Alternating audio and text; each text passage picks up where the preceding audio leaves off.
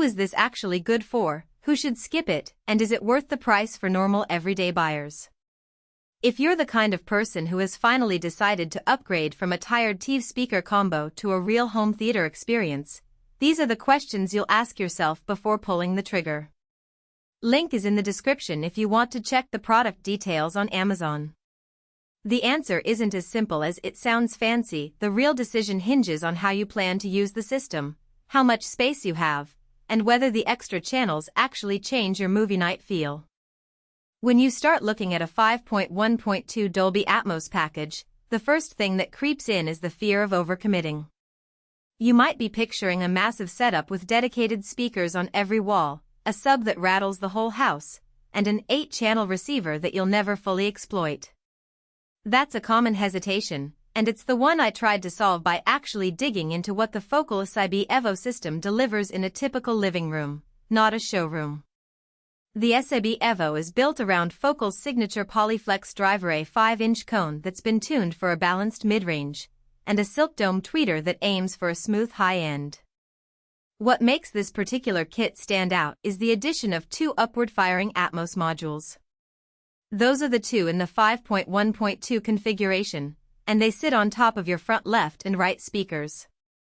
In practice, they bounce sound off the ceiling to create that immersive height effect that movie soundtracks brag about. If you're a movie enthusiast who already owns a decent 2-channel stereo pair and wants to step into Atmos without a massive remodel, the SIB Evo does a solid job.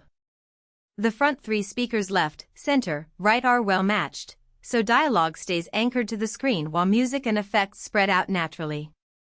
I tried it with a recent action film that uses a lot of overhead explosions, and the height speakers really did pull the action upward without feeling artificial.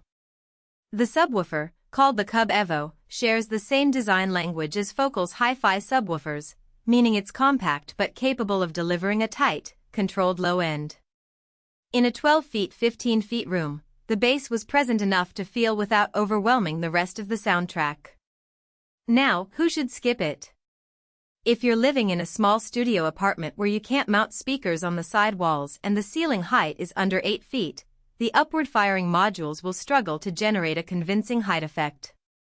The physics of reflection means the sound has to bounce off a reasonably high ceiling before it reaches your ears, and in cramped spaces you'll end up with a muddy smear instead of a clear whoosh above. Also, if you're a casual TV watcher who rarely uses built-in sound modes and mostly streams music, the extra channels become background noise you're unlikely to notice. In that scenario, a simpler 2.1 or 3.1 system would save you both money and installation hassle. Practical strengths of the SIB Evo revolve around coherence. Because Focal designed all 4 speakers, the 3 front units and the 2 Atmos modules from the same driver platform, they blend together seamlessly. There's no jarring tonal shift when an effect moves from the left speaker to the height channel. The copper-coated silk dome gives a detailed treble that holds up when you watch animated series with a lot of high-frequency sibilance. Nothing sounds shrill or harsh. The SIB Evo sub pairs nicely, delivering punchy lows that enhance movie explosions but stay tight enough for music, so you don't lose rhythm when you switch playlists. On the downside, the system doesn't hide the fact that it's a home cinema kit. The speakers are relatively large for a regular bookshelf placement, so you'll need proper stands or wall mounts to get them at ear level. The center speaker, in particular, can be a bit dominant if you don't calibrate it with your AV receiver's auto setup. I noticed a slight boxy quality in dialogue during a drama film until I tweaked the crossover settings and lowered the center's gain by a few decibels. That's not a deal breaker, but it does mean the setup process isn't entirely plug-and-play.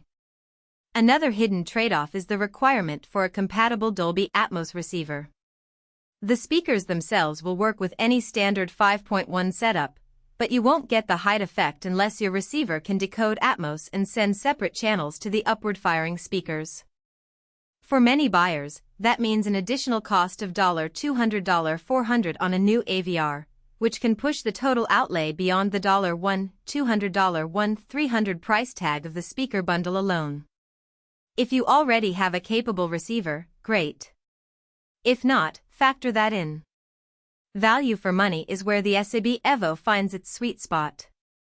Compared to other boutique Atmos kits that can climb past $2,000 for a comparable driver set, Focal's offering lands in a more approachable range while still delivering the brand's signature tonal balance.